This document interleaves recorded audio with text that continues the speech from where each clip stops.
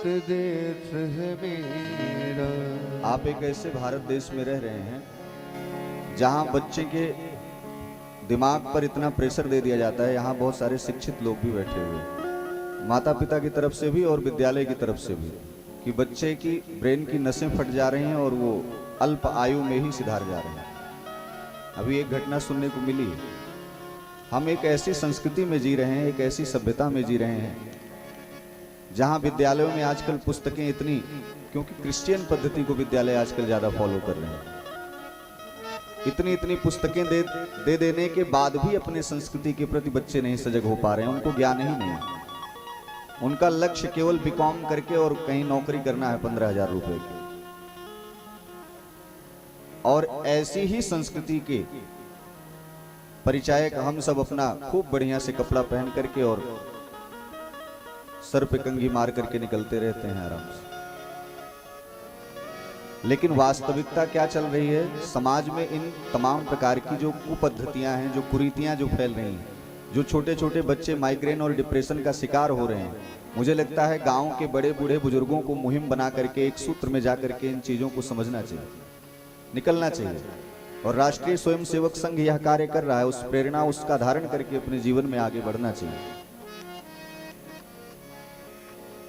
5-5, 6-6 साल, 7 साल की बच्ची अभी शायद घटना सुनने में आई, उसके साथ बहुत गलत हुआ, दुष्कर्म हो गया और अंततः वो भी, उसके भी प्राण जो है चले गए। ऐसी राक्षसी प्रवृत्ति के लोग अगर समाज में रह रहे हों तो उन्हें भी दंडित करने का कार्य पहले यही होता था। पहले समाज तमाम प्रकार से अपने आप ही ऐसा निर्णय लेता था कि सामाजिक रूप से किस व्यक्ति का तिरस्कार करना है, बहिष्कार करना है। हालांकि शासन सत्ता आज बहुत मजबूत है, शासन भी उस पर कार्यवाही कर रही है, लेकिन ऐसा व्यभिचार जो जन्म ले लेता है, उस व्यभिचार को रोका कैसे जाए? शासन आपको सुरक्षित रखता है, लेकिन संस्कृति सुरक्षित रखने के लिए स्वयं को जिम्मेदार बनाना होगा। और स्वयं जब जिम्मेदार कब बन पाएंगे? जब आप उस नौकरी की सोच से आप ऊपर उठेंगे तब। इनको माता जी को कुर्सी पे बैठा देंगे, बैठने से प्रेम से बोले भक्त वत्सल भगवान की। भगवान शिव माता सती भगवान राम को प्रणाम करते हैं। सुनहि सती तव नारी स्वभाव, संशय अस न धरिय उर काहू। और यही संदेह मन में उत्पन्न हुआ सती जी के। भगवान शिव बारंबार उस संदेह को दूर करने के लिए भी प्रयास करते हैं, समझाते हैं माता सती को।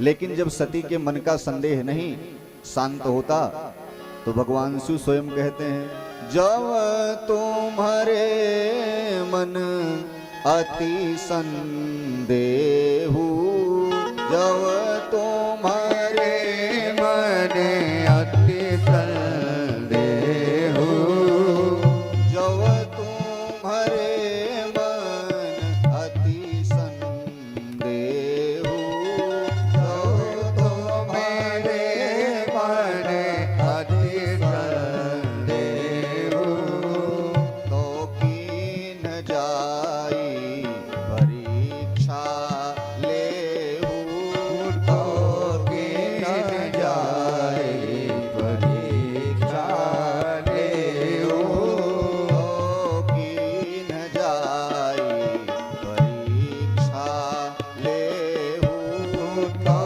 कीन जाई परीक्षा लेहु। जब मन में नाना प्रकार के संदेह उत्पन्न हो रहे हैं तो आप जाकर के परीक्षा ले लीजिए, ऐसे भगवान शिव माता सती को आदेश करते हैं। तब लगी बैठी आहूं बट छाही, तब लगी बैठी आहूं बट छाही, तब लगी बैठी आहूं बट छाही, तब लगी बैठी आहूं बट छाही, जब लगी तुम आई आहूं मोहि पाई, तब लगी तुम आई आहूं मोहि पाई। भगवान शिव बट वृक्ष का सहारा क्यों लेते हैं? उस जंगल में, उस अरण्य में, उस वन में और भी तमाम प्रकार के वृक्ष होंगे, लेकिन बट वृक्ष की क्या ऐसी महिमा है? और बट वृक्ष के नीचे ही क्यों बैठ करके वह ध्यान लगा रहे हैं? कैलाश पर भी बट वृक्ष विराजमान है, जहां भगवान शिव, माता सती वहां भी लाग समाधि अखंड अपारा, वहां भी बैठते हैं, क्योंकि साक्षात बट वृक्ष में स्वयं नारायण वास करते हैं। और नारायण वास करते हैं तो नारायण का कनेक्शन, यानी मोबाइल फोन में नेटवर्क अगर पकड़ाना हो और टावर के नीचे बैठ जाओ तो नेटवर्क की कमी रहेगी क्या? ऐसे ही परमात्मा की तरफ अगर अपनी आसक्ति को बढ़ाना है, अपने प्रेम को बढ़ाना है, तो हम किसी देवालय, किसी मंदिर के समीप जाते हैं, गुरु के समीप जाते हैं, किसी ऐसे सुंदर वनस्पति, वृक्ष, वन, ऐसे सरोवर, तड़ाग, कूप, नदी, शिवालय, देवालय आदि कहीं बैठ करके ही हम परमात्मा के प्रति अपनी आसक्ति को बिना किसी बाधा के वहां तक पहुंचा सकते हैं। भगवान शिव बट वृक्ष के नीचे विराजमान हो गए और माता सती से कहते हैं कि जाइए आप, अगर आपको सच्चिदानंद पर, सतचित आनंद ऐसे स्वरूप वाले, सत्य को भी धारण करने वाले, चित्त की